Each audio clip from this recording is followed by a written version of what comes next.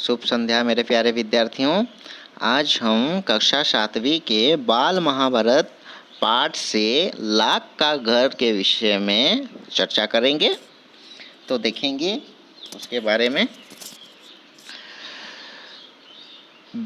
इससे पहले हम लोग द्रोणाचार्य के बारे में चर्चा कर चुके हैं। द्रोणाचार्य के बारे में आप लोगों को सारे जानकारी दी चुकी है। आप लोग भी बहुत अच्छे तरीके से इसका जो उत्तर है आप लोग दे रहे थे। आज हम लाख का घर के बारे में चर्चा करेंगे। पहले लाख से क्या समझते हैं? लाख यानी एक तुरंत जलने वाला वस्तु, तुरंत ही उसमें आग लग जाता है, उसको लाख कहा जाता है। जैसे कि हमारे यहाँ भी प्रयोग होता है लाखों का। कई प्रकार के जो सील होते हैं, पोस्ट ऑफिस में हो या बहुत सारे जगह पर जहाँ सील किया जाता है, वहाँ लाख को पिघला कर सील किया जाता है, चिपकाया जाता है। तो उसी का जो घर है, महाभारत के समय में लाख का घर दुर्योधन ने पांडवों को मरवाने के लिए बनवाया था। उसके बारे में आज हम चर्चा करेंगे। ठीक है, तो देखो, भीम की बहादुरी और अर्जुन की युद्ध कुशलता से दुर्योधन जलने लगा था। यानी कि भीम बहुत ही शक्तिशाली था, इधर अर्जुन भी बहुत ही धनुर्विद्या में उसका ज्ञान प्रगाढ़ था, बहुत शक्तिशाली था। इससे जो है दुर्योधन यानी कौरवों का जो बड़ा पुत्र था, बड़ा भाई था, वो जलने लगा था। वह पांडवों के विनाश के उपाय सोचने लगा। उसका मामा शकुनी और कर्ण उसके सलाहकार थे।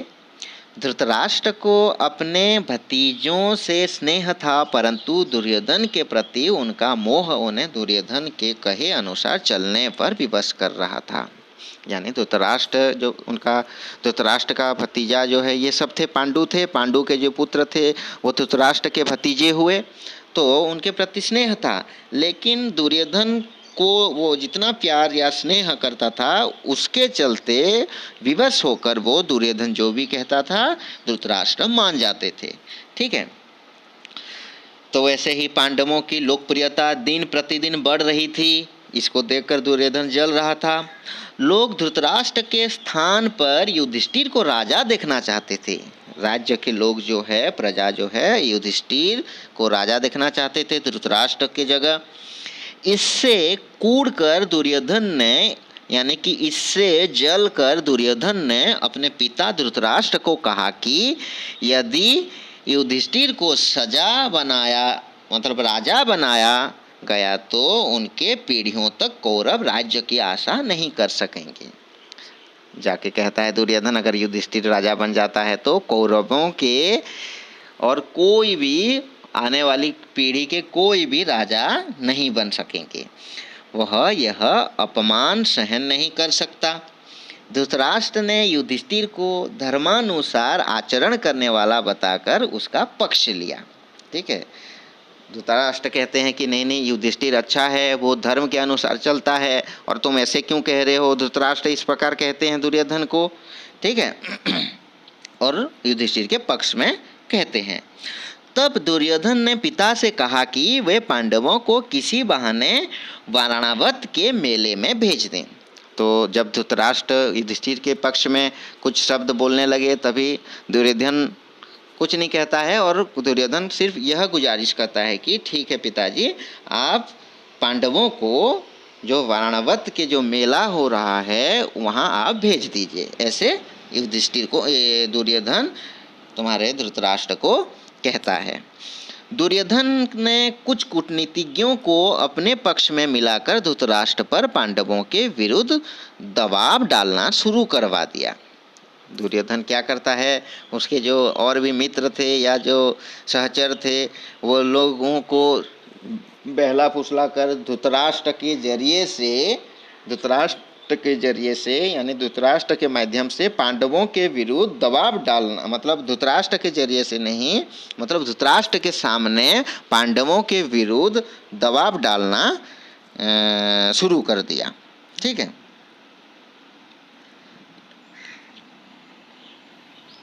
शकुनी ने मंत्री कर्णिक के धृतराष्ट्र को पांडवों की शक्ति का परिचय देते हुए उनसे सावधान रहने के लिए कहा। यानी मतलब शकुनी हो या शकुनी के जो मंत्री है कर्णिक वे हैं, ये सारे जो हैं धृतराष्ट्र के पास आ जाते हैं और कहते हैं कि पांडव जो हैं इस प्रकार बढ़ रहे हैं, उनकी शक्ति बढ़ रही है, वो बहुत ही लोकप्रिय हो रहे हैं, जो कि हमारे लिए वो बहुत ही बुरी बात है। ऐसे आके कान भरते हैं, धृतराष्ट्र के कान भरते हैं, बहुत सारे लोग आकर कान भरते हैं। ठीक है। अगर उन लोगों को अभी नहीं दबाया गया तो उन लोगों को आगे चलकर दबाना मुश्किल हो जाएगा, इस प्रकार के बात आकर कहते हैं। धृतराष्ट्र कर्णिक के बातों पर विचार कर ही रहे थे कि दुर्योधन ने उन्हें आकर कहा कि यदि वे पांडवों को वारणावत भेज देते हैं तो राज्य पर वह अपनी पकड़ मजबूत कर लेगा। यानी धृतराष्ट्र थोड़ा सोच रहे थे कि क्या ऐसे सच बात है क्या, और पांडव इतना लोकप्रिय हो रहे हैं क्या, इस प्रकार के सोच में पड़े थे। उसी समय धृतराष्ट्र आके कहता है कि आप एक काम करिए पिताजी, आप उन लोगों को वारणावत के जो मेले हो रही है वहाँ आप उनको भेज दीजिए, तो मैं इधर जो है अपना पकड़ में लोगों के सामने, प्रजा के सामने, वो लोग अगर उधर जाएंगे कुछ दिन उधर रहेंगे तो मैं यहाँ प्रजा के सामने मेरा जो है अस्तित्व को रखूँगा, ऐसे कहते हैं। मतलब दुर्योधन आके कहता है। धृतराष्ट्र को दुर्योधन और उसके साथी दिन रात पांडवों के विरुद्ध भड़काते रहते थे। इस प्रकार दुर्योधन और उनके जो साथी दिन रात आके धृतराष्ट्र को भड़काते रहते थे कि पांडव ऐसे हैं वैसे हैं, पांडव बहुत आगे जा रहे हैं, पांडव होने से हमारा कौरव वंश नाश हो जाएगा, इस प्रकार की बुरी बुरी बातें बोलकर वो भड़काते रहते थे। अंत में लाचार होकर उसने दुर्योधन की बात मानकर पांडवों को वारणावत का मेला देख आने के लिए कहा। पांडव माता कुंती के साथ वारणावत चले गए। ठीक है। अंत में क्या होता है, धृतराष्ट्र को कहना पड़ता है कि पांडवों को ऑर्डर देना, आदेश देना पड़ता है कि आप लोग जाके वारणावत मेला देख आइए। तो इधर अगर चाचा कहेंगे तो जाएंगे ही, जो पांडव हैं वो जाएंगे ही, तो माता कुंती के साथ जो पंच पांडव थे वो चले जाते हैं। ठीक है।